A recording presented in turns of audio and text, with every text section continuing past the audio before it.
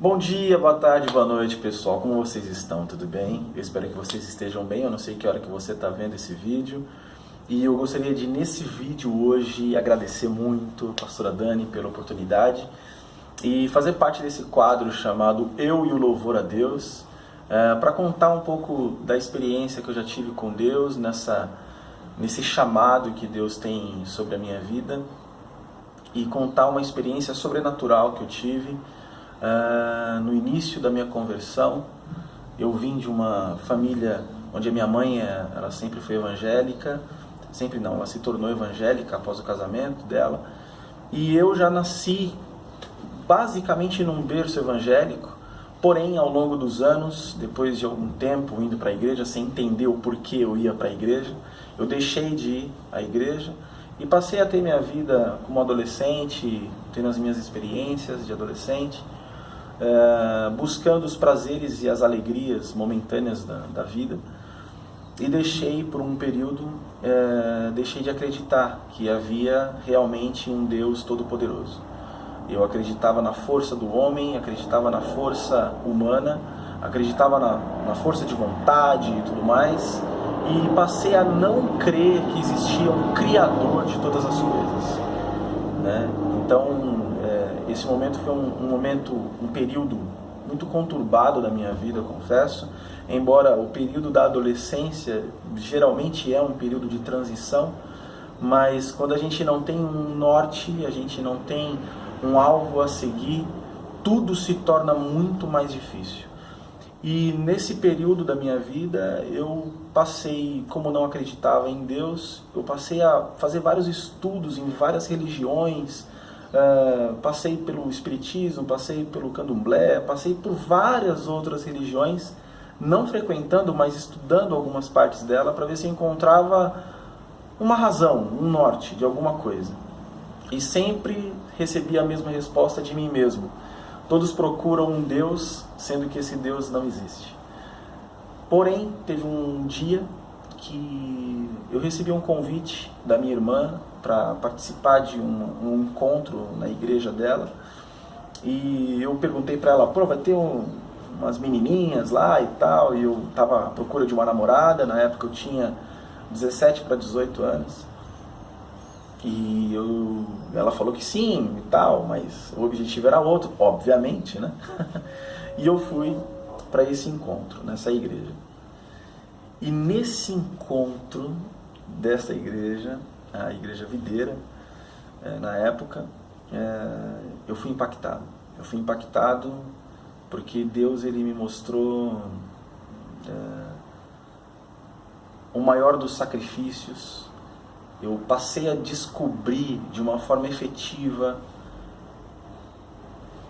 o sacrifício da cruz, o sentido do sacrifício da cruz. E ali, impactado daquela mensagem maravilhosa sobre esse sacrifício maravilhoso que foi Jesus na cruz, sobre a minha vida, sobre a sua vida, eu chorava compulsivamente, eu chorava muito. As lágrimas, elas derramavam e elas parece que tratavam de dentro para fora o meu interior, o meu ser.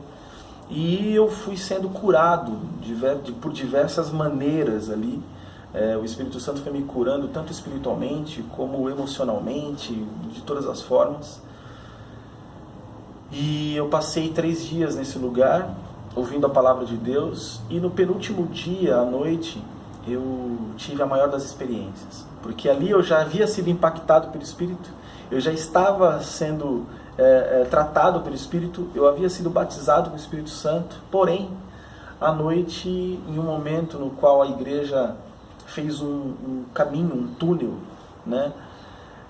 E o pastor falando que Deus ia entrar por aquele lugar e tal, e eu fiquei esperando, ansioso para ver Deus passando, o Espírito passando pelas pessoas e tal. E eu ansioso, cheio do Espírito e tal. Na hora que ele contou até 3 e que a porta se abriu, as pessoas começaram a cair no Espírito, no fogo do Espírito Santo, e eu gelei. Eu esfriei completamente. E nessa que eu esfriei, eu não senti absolutamente nada, eu fiquei perplexo, eu não conseguia sentir absolutamente nada. Eu procurei o líder do lugar e falei: jovem, me ajuda porque eu não estou sentindo nada, não estou sentindo nada. E eu, de tanto insistir com ele, ele disse porque eu precisava ter um particular com Deus.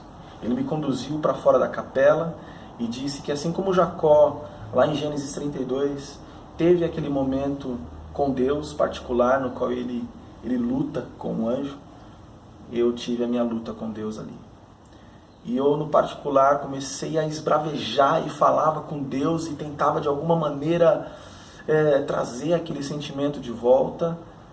Eu fiquei parado perto de um canteiro, perto de uma mureta, e fiquei ali pensando e falando baixo com Deus. Veio uma pessoa, um menino, passou por mim, olhou e falou assim: o que foi, jovem, tá tudo bem?